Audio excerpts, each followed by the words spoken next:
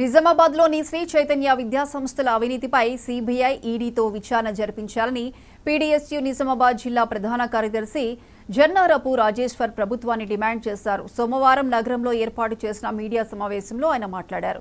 లక్షల రూపాయల ఫీజులు వసూలు చేస్తూ కనీస మౌలిక వసతులు కల్పించకుండా నిబంధనలకు విరుద్ధంగా నడుపుతున్నారని రాజేశ్వర్ రెడ్డి ఆరోపించారు.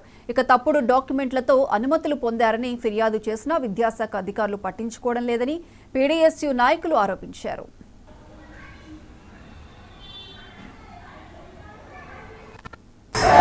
శ్రీ చైతన్య విద్యా సంస్థలు ఫీజుల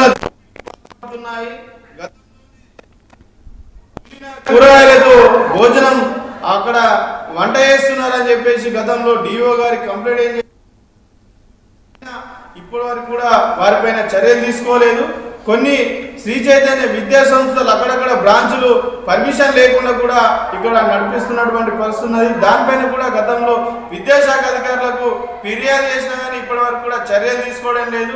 లక్షల రూపాయలు ఈరోజు విద్యార్థుల నుంచి ఫీజులు వసూలు చేస్తూ కనీస సౌకర్యాలు కల్పించినటువంటి పరిస్థితి నిజామాబాద్ జిల్లాలో ఉన్నది. అదేవిధంగా వాళ్ళకు ఇన్కమ్ ట్యాక్స్ కూడా ఎగ్గొట్టే పరిస్థితి కూడా ఉన్నది.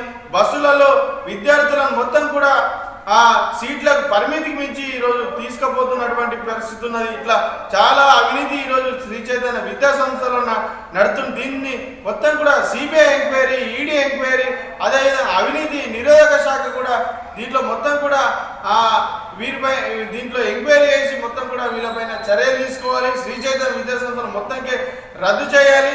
అదేవిధంగా అనుమతి లేని వాడిని కూడా రద్దు చేయాలని కోరుతున్నాం. లేనిచో పీడీఎస్ ఆధ్వర్యంలో పెద్ద ఎత్తున ఆందోళన కార్యక్రమాలు నిర్వహిస్తామని ఈ సందర్భంగా మేము పత్రికా ముఖంగా తెలియజేస్తున్నాం.